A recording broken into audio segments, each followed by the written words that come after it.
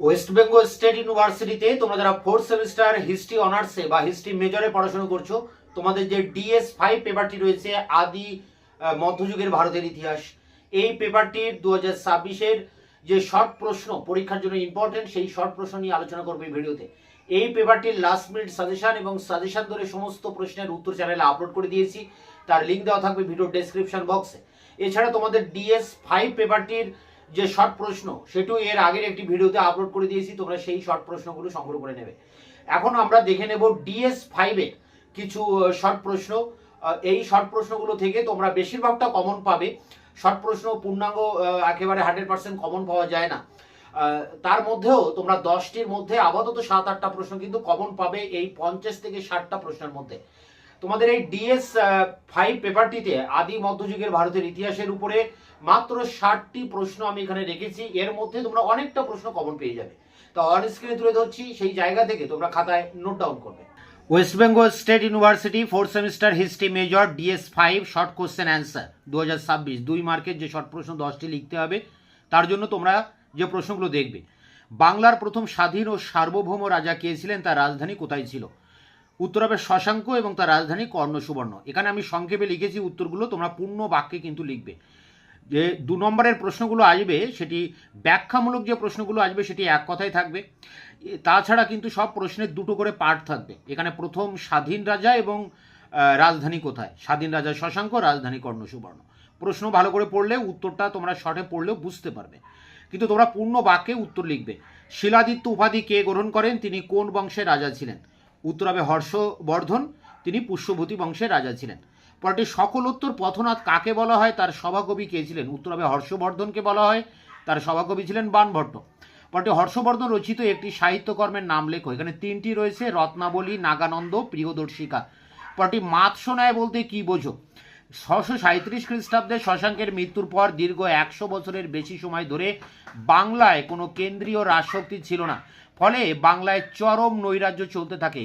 গৃহযুদ্ধ, হত্যা, দারিদ্র, দুর্বলের উপর ধনী ও সবলের অত্যাচার প্রভৃতি বাংলায় স্বাভাবিক নিয়মে পরিণত হয়।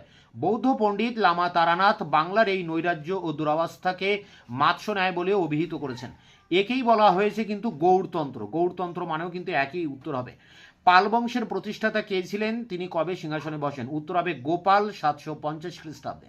কৈবর্ত বিদ্রোহের নেতা কে ছিলেন, কোন গ্রন্থে এর বিবরণ পাওয়া যায়? কৈবর্ত বিদ্রোহের নেতা ছিল দিব্য বা দিব্যক।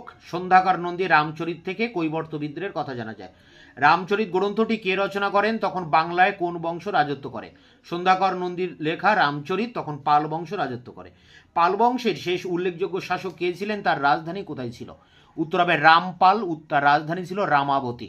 পরটি পাল যুগে দুজন বিখ্যাত ভাস্করের নাম লেখো। উত্তর হবে ধীমান ও বিতপাল। কাদের মধ্যে ত্রিশক্তি সংগ্রাম হয়েছিল? উত্তর হবে পাল, প্রতিহার ও রাষ্ট্রকূটদের মধ্যে। ত্রিশক্তি সংগ্রাম বা ত্রিপাক্ষিক সংঘর্ষ কাকে বলে?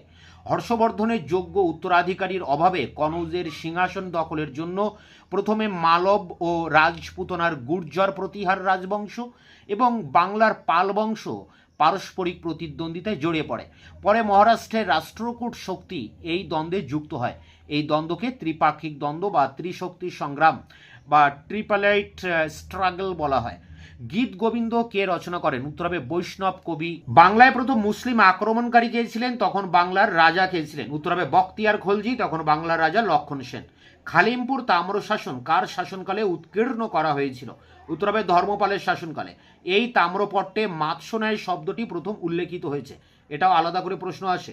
বাতাপি চালুক্য বংশের প্রতিষ্ঠাতা ও শ্রেষ্ঠ রাজা কে ছিলেন? প্রতিষ্ঠাতা ছিলেন জয় সিংহ, শ্রেষ্ঠ রাজা ছিলেন দ্বিতীয় পুলকেশী। কোন চালুক্য রাজা হর্ষবর্ধনকে পরাজিত করেন? কোন উপাদান থেকে এই তথ্য পাওয়া যায়? উত্তর হবে দ্বিতীয় পুলকেশী আর আইহোল প্রশস্তি থেকে এই তথ্য জানা যায়। কল্যাণীর চালুক্য বংশের প্রতিষ্ঠাতা ও শ্রেষ্ঠ রাজা কে ছিলেন? উত্তর হবে তৈলব বা দ্বিতীয় তৈলব, আর শ্রেষ্ঠ রাজা ছিলেন ষষ্ঠ বিক্রমাদিত্য। পল্লব বংশের প্রতিষ্ঠাতা ও শেষ রাজা কে ছিলেন? উত্তর হবে শিব স্কন্দ বর্মন প্রতিষ্ঠাতা, শ্রেষ্ঠ রাজা ছিলেন প্রথম নরসিংহ বর্মন।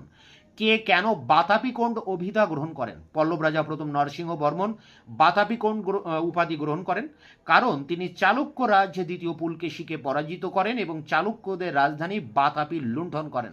পল্লব স্থাপত্য ভাস্কর্যে দুটি নিদর্শন দাও। একাম্বরনাথ মন্দির, ঐরাবতেশ্বর মন্দির, ত্রিপুরান্তকেশ্বরের মন্দির, বৈকুণ্ঠ পেরুমল মন্দির, মামল্লপুরমের রথ মন্দির। কে কেন গঙ্গাইকোণ্ড উপাধি গ্রহণ করেন? চোল রাজা রাজেন্দ্র চোল গঙ্গাইকোণ্ড উপাধি গ্রহণ করেন কারণ রাজেন্দ্র চোল বাংলা জয় করার পর গঙ্গাইকোণ্ড উপাধি গ্রহণ করেন।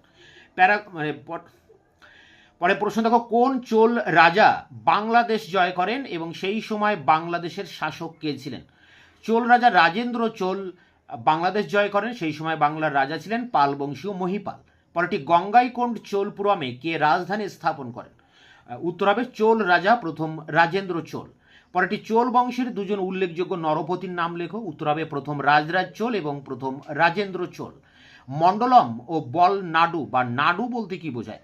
চোল শাসন ব্যবস্থায় প্রদেশকে বলা হতো মণ্ডলম। প্রতিটি মণ্ডলম আবার কয়েকটি কোট্টাম বা জেলায় বিভক্ত হতো। জেলাগুলির বিভাগকে বলা হতো নাড়ু। পরেরটি দেখো, আরবরা কবে কার নেতৃত্বে সিন্ধু অভিযান করেন? খুব ইম্পর্টেন্ট। আরব সেনাপতি মোহাম্মদ বিন কাসিম 712 খ্রিস্টাব্দে। সুলতান মাহমুদ কে ছিলেন? তিনি কতবার ভারত আক্রমণ করেন? উত্তর হবে গজনির সুলতান ছিলেন সুলতান মাহমুদ, তিনি 17 বার ভারত আক্রমণ করেন। ওয়াই হিন্দের যুদ্ধ কবে কাদের মধ্যে হয়েছিল? উত্তর হবে 1009 খ্রিস্টাব্দে সুলতান মাহমুদ ও পাঞ্জাবের শাহী বংশের রাজা আনন্দপালের মধ্যে ওয়াই হিন্দের যুদ্ধ হয়েছিল।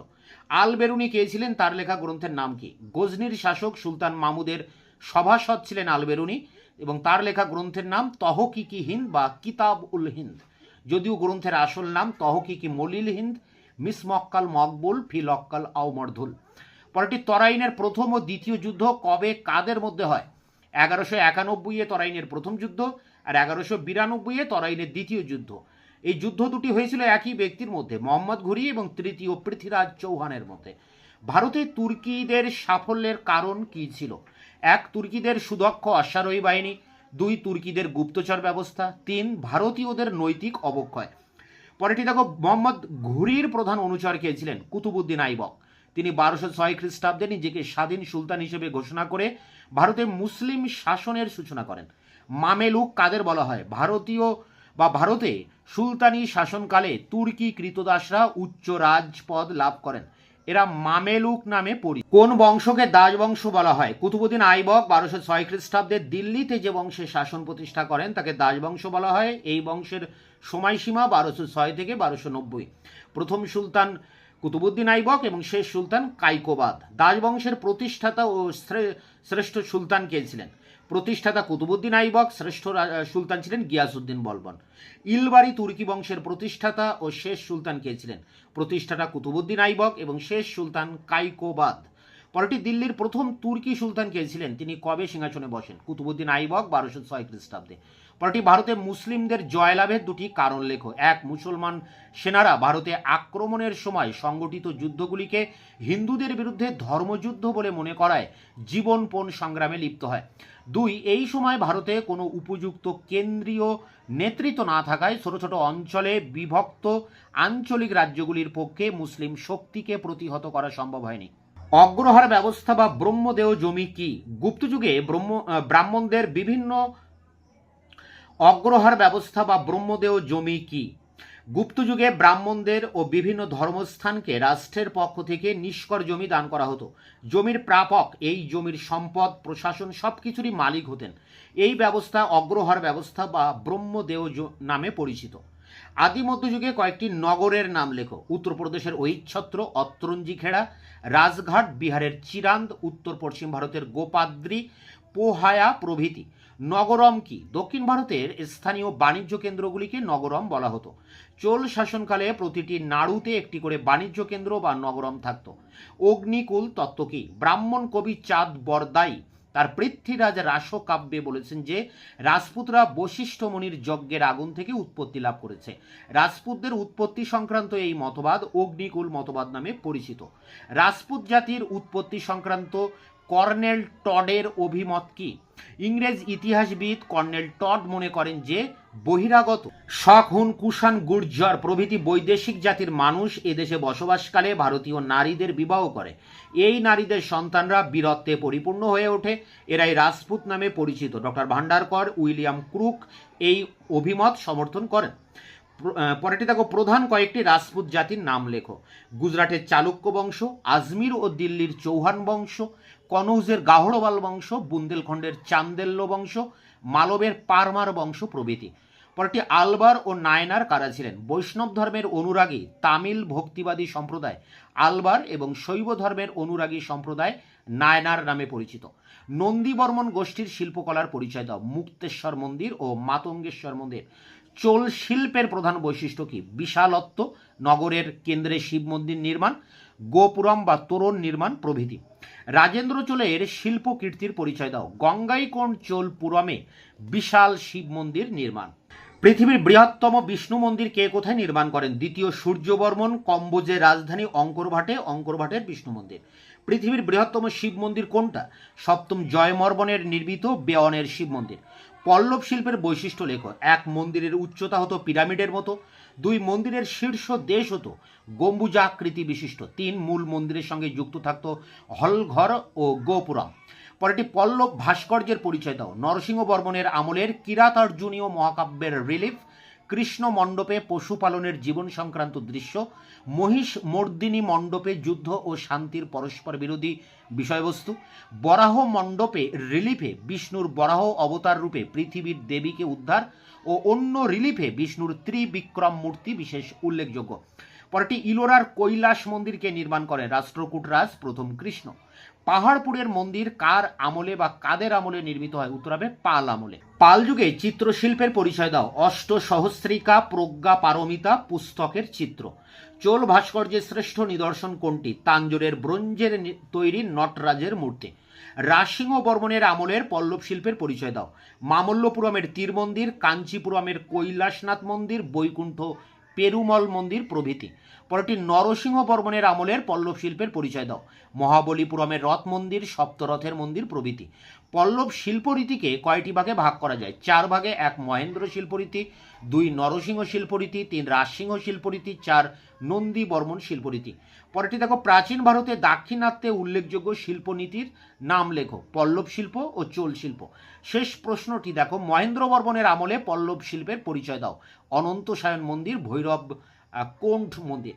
তো এই ছিল তোমাদের DS5 অর্থাৎ আদি মধ্যযুগের উপরে 60টি প্রশ্ন, শর্ট প্রশ্ন। এগুলো সংগ্রহ করে তোমরা পরীক্ষার প্রস্তুতি নাও। তোমাদের 5th পেপার এবং 6th পেপার এই দুটি পেপারের শর্ট প্রশ্নের উত্তর দেওয়া হয়ে গেল, এবং 7, 8 এই দুটি পেপারের বা 6, 7 এই দুটি পেপারের শর্ট প্রশ্নের অ্যান্সার খুব দ্রুত তোমাদের সামনে নিয়ে আসবো। দেখা হচ্ছে অন্য ভিডিওতে।